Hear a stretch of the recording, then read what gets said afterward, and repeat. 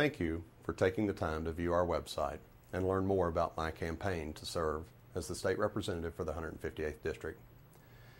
It's been an honor to serve Cape Girardeau through the years, and I hope to continue that service in Jefferson City as your state representative. Tracy and I moved here 13 years ago. We had a grand plan to finish our degrees and move to the Florida Gulf Coast and live the beach life.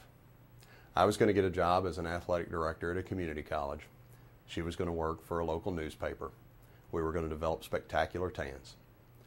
Little did we know 13 years ago how much we would fall in love with this community. That summer we began coaching in the Youth Baseball League. We didn't have kids yet, but we were both in love with the game of baseball and wanted to be active in our community. During our first few years here, Tracy finished her degree and went to work for the city of Cape Girardeau. As I continued to work on my degree, I moved up to coach Cape's senior Babe Ruth baseball team. By the time we had Zach, we had already abandoned those beach life plans. I never looked that good in a tan anyway. We knew there was something special about this place, and we wanted to raise our family here. I finished my degree and took a job with the Cape Chamber, and we decided to make Cape our permanent home. The next several years came and went very quickly. We both participated in Leadership Cape. We bought our first home. We had Josh. And we continued our growth as citizens of this community.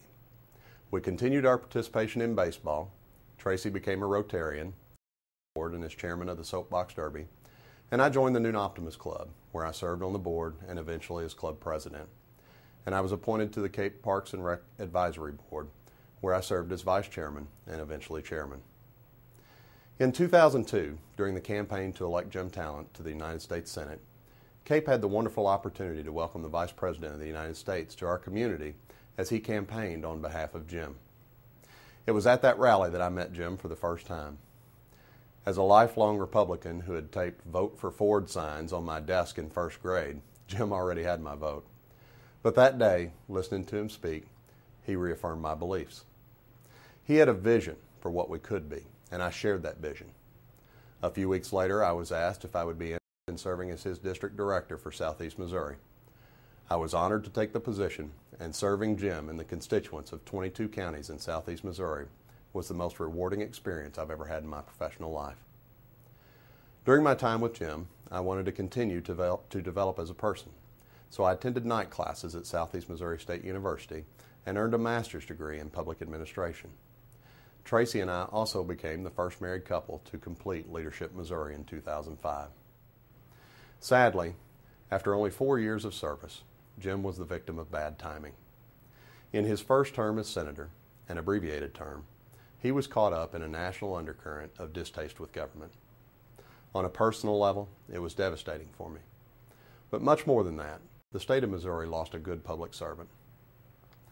Tracy and I faced very difficult decisions in the days and weeks after the election.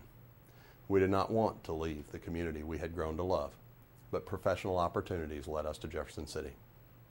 I took a job as the administrator of the Governmental Affairs Bureau for the Department of Revenue, and Tracy accepted a position as Director of Conference Development for the Missouri Chamber of Commerce and Industry, and we made the move. We don't regret the move to Jefferson City because it gave us experience that we will continue to draw upon. During my time with the Department of Revenue, I was able to work very closely with the General Assembly and developed relationships with members from all over the state.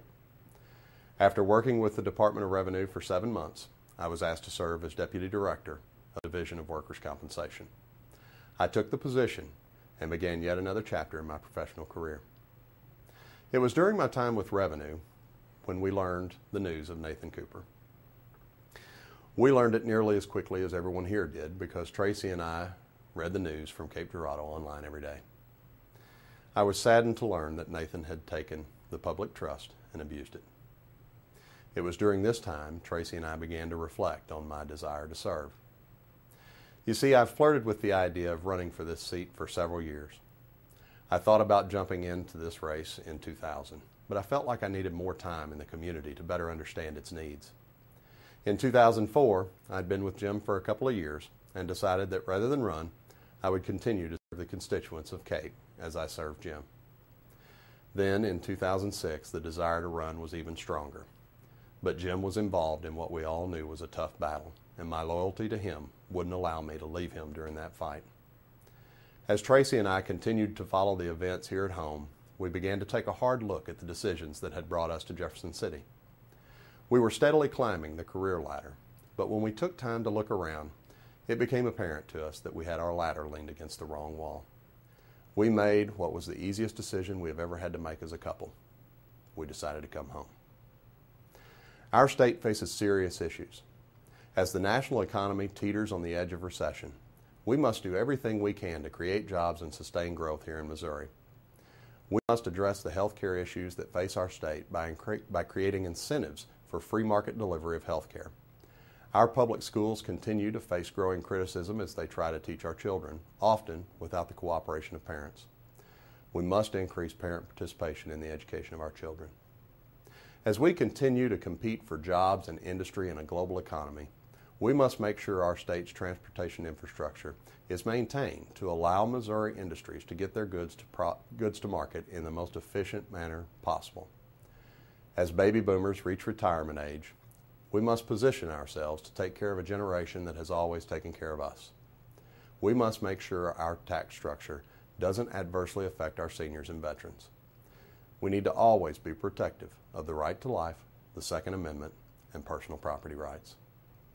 As we face these serious issues, we need experienced leadership with the strength and energy to tackle them. We need a voice in Jefferson City that will be a leader on these issues and not just another vote. We need someone who has the professional experience to overcome the steep learning curve in Jefferson City. There are two types of people who decide to run for elected office.